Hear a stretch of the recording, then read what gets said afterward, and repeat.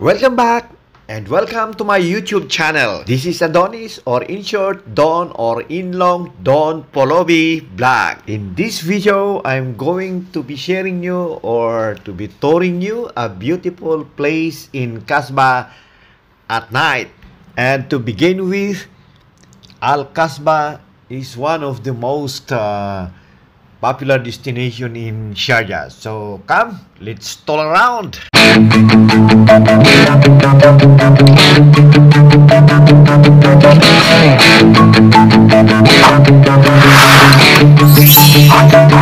Welcome to my channel.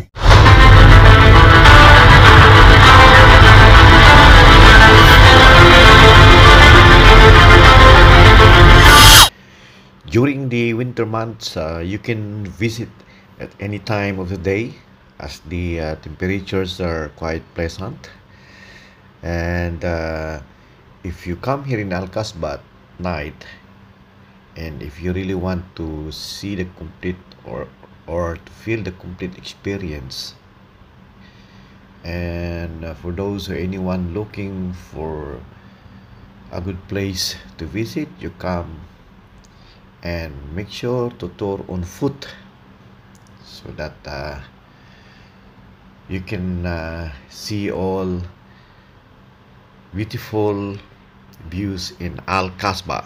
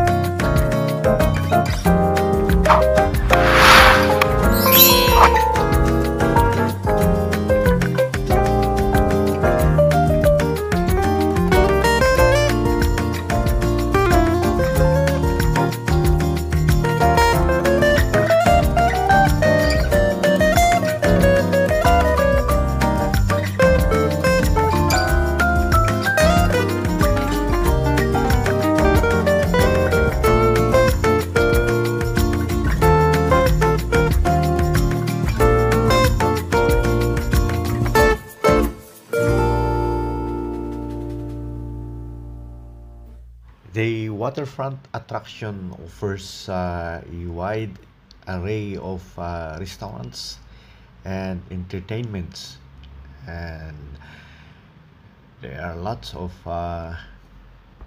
food outlets out there. And dito ako nag-walking sa gabi, daanan ko itong mga lugar na ito, at least dito nakaka-unwind at nakaka-refresh. At dito na rin ako nag-isip ng mga content na pwede kong i-upload sa aking mga videos. Buti lang at nakakasama ko na rin yung isang vlogger, kaya kahit paano ay nagpapalitan kami ng pagkukuha ng mga videos, dahil iba talaga pag mayroon kang photographer o videographer para makuha na mong maigi ang mga magagandang tanawin dito sa may Qasba, especially sa gabi.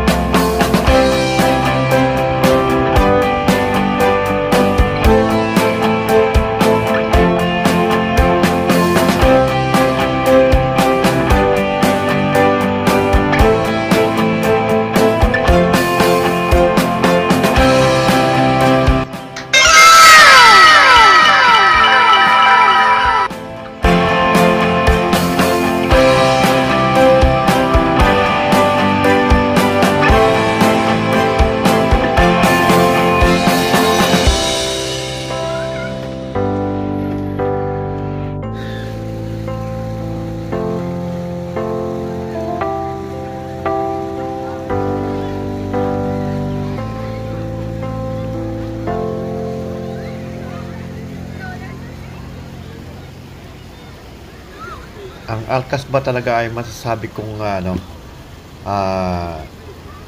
napakagandang pasyalan, or this tour is suitable for all ages kasi talaga napakaganda talaga, parang nasa ibang bansa ka, especially sa gabi. Pasyalan nyo dito. Ayun. The Qasba, I would say, is a friendly or family friendly destination that engulf your senses with arts, culturals. Ganda dito, kasama mo ang family mo, mga friends mo, at dito kayo magpalipas din ng gabi, magkape, dahil malanghap mo yung sariwang hangin na galing dito sa waterfront. Dito ay may mga boats or boat store sa mga gustong sumakay sa mga boat. At maganda talaga dahil suitable sa lahat ng edad.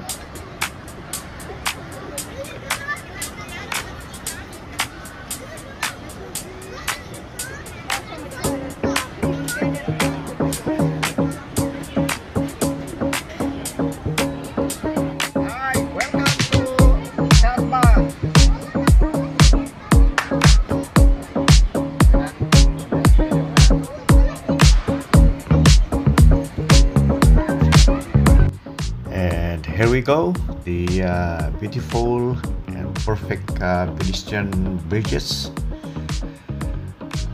canal side complex, fun zones, indoor soft play, at dito tawiran papunta ka sa kabilang side dahil magkabilan itong destination nito. Dito naman sa banda rito ay matatanaw mo yung magkabilang ng side, kaya habang nagkakape ka, mainit na kape, ay feel na feel mo, at napaka-refreshing ang nakikita mo sa palibot ng Qasba dahil sa mga lights ng bawat magkabilaang building, at ganun din yung sa canal, waterfront, dahil dumadaan yung mga boat, mga inupahan ng mga iba-ibang tao. Maraming salamat sa aking videographer.